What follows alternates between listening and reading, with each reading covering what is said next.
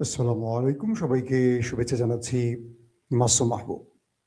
প্রিয় দর্শক, দেখছেন ওপেন দ্য ইউটিউব চ্যানেল এবং মাসুম মাহবুব ফেসবুক পেজ। আপনাদের জন্য আজকেও থাকছে বেশ কিছু আন্তর্জাতিক খবর। আমরা চেষ্টা করব রাতের যে সংবাদটি দিব রাত 10টার দিকে, সেখানে আমরা বাংলাদেশের প্রসঙ্গটা হয়তো বাবা টানার চেষ্টা করব, কিন্তু আজকে এই সময়টাতে আন্তর্জাতিক বেশ কিছু খবর আমরা পেয়েছি, যেগুলো আপনাদের দেবার চেষ্টা করছি। প্রথম যে বিষয়টি সেটি হলো, নরেন্দ্র মোদী হঠাৎ করে ইসরায়েল সফরে গেলেন কেন, যখন ইরান, আমেরিকা, ইসরায়েলের মধ্যে বড় একটা লড়াই বা সংঘাত বাঁধতে যাচ্ছে। 2 নম্বর গুরুত্বপূর্ণ খবর, ইরানের সর্বোচ্চ নেতা আয়াতুল্লাহ আলী খামেনির উপর হামলার খবর পাওয়া গেছে। তিনি কেমন আছেন, কোথায় আছেন, সে বিষয়টি জানাবো। 3 নম্বর, ইরানের মিসাইল নিয়ে এখন পর্যন্ত টেনশনে আছে দখলদার এবং পশ্চিমা দুনিয়া, যে কারণে তারা সময় সুযোগ করে এখনো ইরানে আক্রমণ করতে পারছে না, কারণ ইরানের পাল্টা প্রতিরোধের আশঙ্কায় তাদের মূল ভয়ের কারণ। চলেন আমি 3টা প্রসঙ্গে আজকে আলোচনা আপনাদের তুলে ধরার চেষ্টা করছি। প্রথম, নরেন্দ্র মোদী এই মুহূর্তে কোথায় আছেন? তিনি ইসরায়েলে আছেন, অর্থাৎ গতকালকে তিনি ইসরায়েলে পৌঁছেছেন। তিনি যখন ইসরায়েলে পৌঁছন এবং ইসরায়েলের পার্লামেন্টে তিনি উপস্থিত হন, তখন তাকে করতালি দিয়ে পুরো ইসরায়েলের পার্লামেন্ট মেম্বাররা বরণ করে নেয়। দৃশ্যটা অদ্ভুত এবং অভূতপূর্ব। কিরকম? ইসরায়েলের পার্লামেন্টে নরেন্দ্র মোদী যখন যান এবং ইসরায়েলের সকল পার্লামেন্ট সদস্যরা মোদি মোদি বলে এইভাবে এইভাবে এইভাবে করে তালি দিতে থাকেন, যেন ইসরায়েল তাদের সবচেয়ে বড় পরম বন্ধুকে পেয়েছে, যেটা তারা Donald Trump, Joe Biden, Bill Clinton, কিংবা তারপরে আমরা যদি দেখি মিস্টার বারাক হোসেন ওবামা, তাদের ব্যাপারও এরকম দৃশ্য আমরা দেখিনি। কিন্তু নরেন্দ্র মোদীকে এমনভাবে সংবর্ধনা দেয়া, এমনভাবে বরণ করার দৃশ্যটি সত্যিকার অভূতপূর্ব। ইসরায়েল এবং ভারতের মধ্যে তাদের যে সম্পর্কটা, গভীর বন্ধুত্বটা, এটা আবার প্রমাণ পেয়েছে। আসলে উদ্দেশ্যটা কি? একদিকে পাকিস্তানকে শত্রু ভাবছে দখলদাররা, একদিকে ইরানকে শত্রু ভাবছে, পুরো মুসলিম বিশ্বকে শত্রু ভাবছে, তুরস্ককে শত্রু ভাবছে, কিন্তু বন্ধু ভাবছে ভারতকে, বন্ধু ভাবছে আমেরিকাকে। কারণটা কি? নরেন্দ্র মোদী সেই পার্লামেন্টে বলেছেন, আমরা ইসরায়েলকে বন্ধু রাষ্ট্র ভাবি, শুধু ইসরায়েল নয়, আমরা ইসরায়েলের দুঃসময় বা ইসরায়েলের যে কোনো বিপদে সবার আগে তার পাশে থাকব। কখন এই কথাটা নরেন্দ্র মোদী বলছেন? যখন ইরানের উপর যে কোনো সময় আক্রমণ হতে পারে। তার মানে ইরানের এক সময়ের খুব কাছের মিত্র ভারত আজকে ইসরায়েলের মাটিতে দাঁড়িয়ে বলছে, ভারত ইসরায়েলকে যে কোনো বিপদে সাহায্য করতে চায় এবং ইসরায়েলকে রক্ষায় যে কোনো পদক্ষেপ ভারত নেবে। ইসরায়েলের পার্লামেন্টে ভারতের প্রধানমন্ত্রী বলছেন। তার মানেটা হলো যে ইরান স্পষ্ট কি বলবো, ভারতের মেসেজটি পাচ্ছেন যে ভারত আসলে কি বোঝাতে চাইছে তাদেরকে।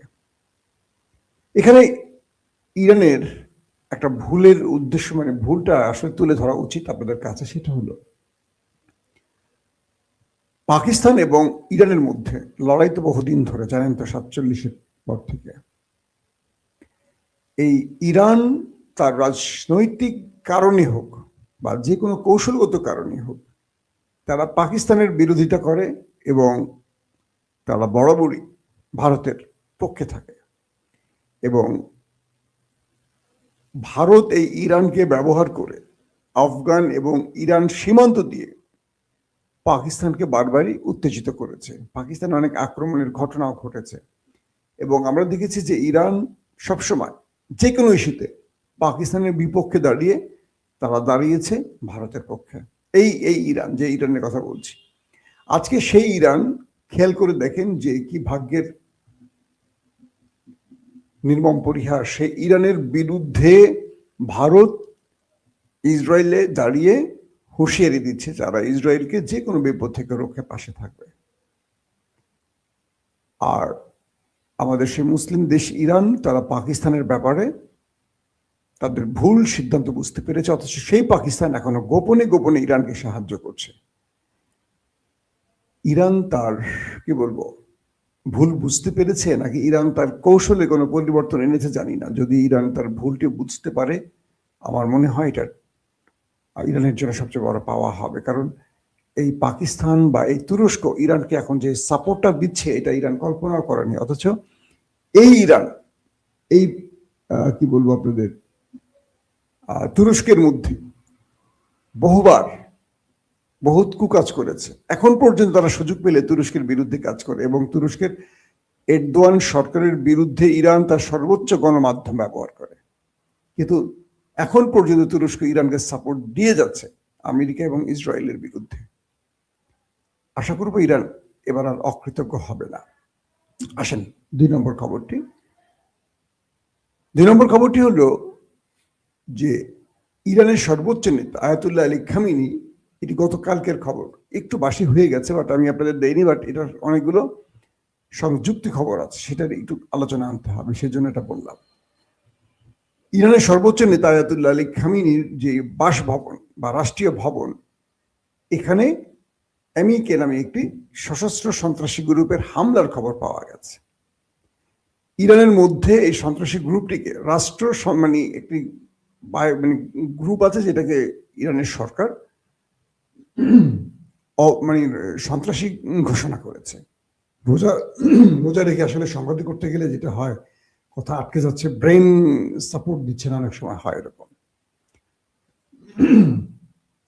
তো ইরানের রাষ্ট্র যে এমইকে নামের যে সংগঠনটিকে সন্ত্রাসী তকমা দিয়েছে বা সন্ত্রাসী হিসেবে লিস্টেড করেছে, সেই সংগঠনটি গত রাতে বা গতকাল ইরানের প্রায় 250 সদস্য নিয়ে রাষ্ট্রীয় ভবনে হামলা করেছে, রাষ্ট্রীয় আয়াতুল্লাহ আলী খামিনির ভবনে হামলা করেছে, এমন একটি খবর পাওয়া গেছে কয়েকটি সূত্রের মাধ্যমে।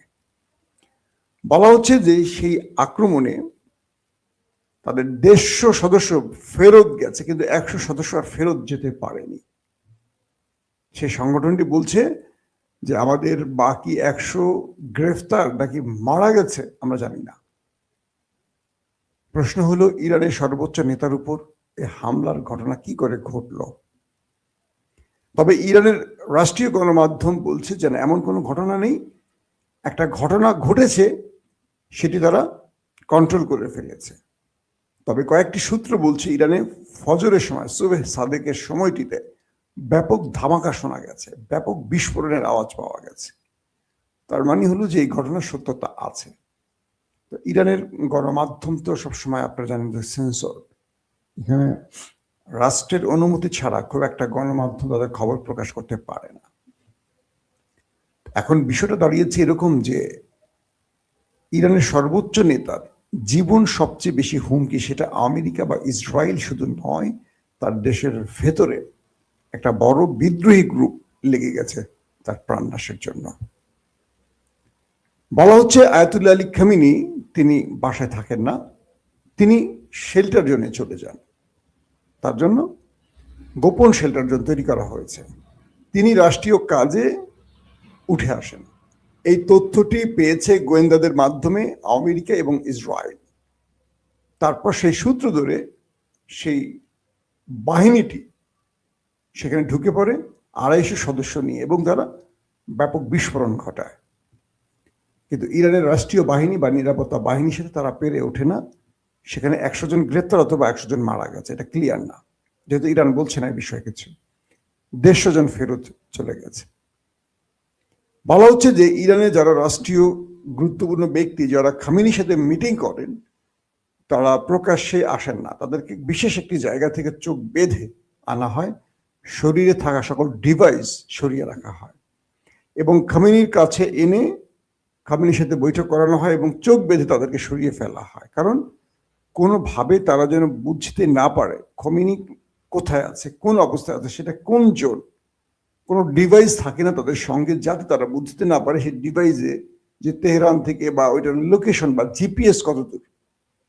তার মানে হলো শত্রুর হাত থেকে খামেনিকে রক্ষায় এই মুহূর্তে ইরান তার সর্বোচ্চ সিকিউরিটি ব্যবহার করছে, এবং খামেনিকে হত্যায় শত্রুরা সর্বোচ্চ চেষ্টা করছে, অর্থাৎ একটা পক্ষ রক্ষার চেষ্টা করছে, একটা পক্ষ হত্যার চেষ্টা করছে।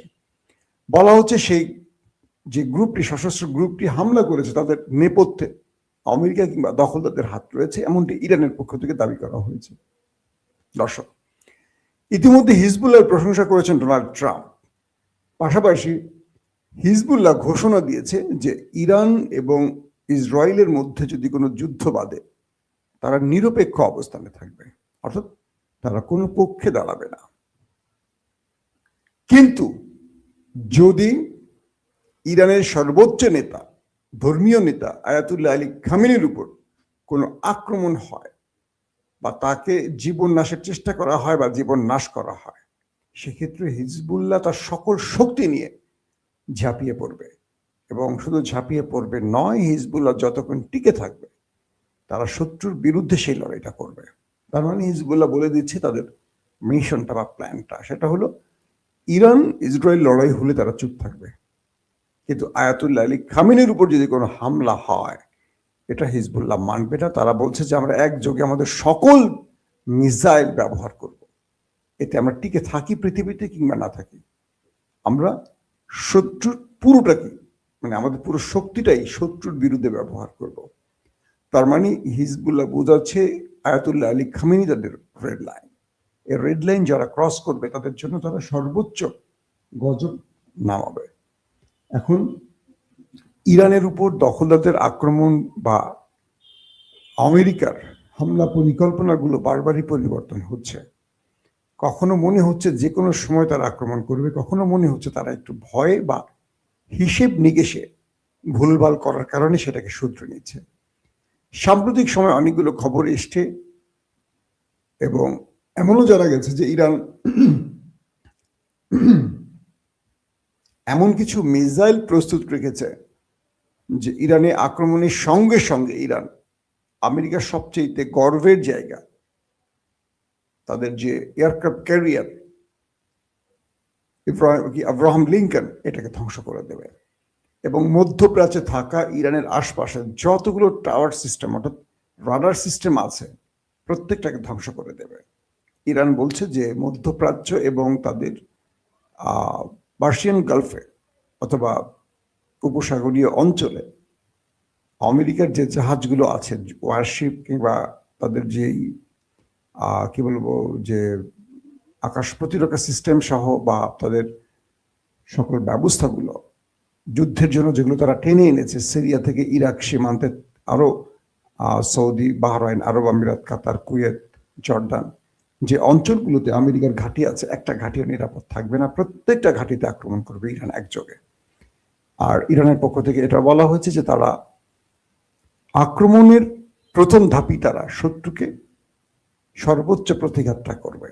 মানে আমাকে আক্রমণ করবেন, আমি আপনার সাথে আলোচনা করবো, এটা হবে না। ইরান আর আলোচনা করবে না, আক্রান্ত হবার সাথে সাথে ইরান জবাব দিবে, সেটা ইরানের পক্ষ থেকে বলা হয়েছে। তারা বলছে যে আমরা পূর্বের মতো একইভাবে এবার আমাদের শত্রুকে মোকাবেলা করব না, আমরা নতুন আদলে করব। আমরা বারবারই আলোচনা চেয়েছি কিন্তু শত্রু আমাদের সাথে আলোচনার নামে হামলা করেছে এর আগে, তো এবার আমাদের উপর হামলা হলে আমরা সেই হামলাটা মোকাবেলা করব আমাদের শক্তিমত্তার উপর ভিত্তি করে।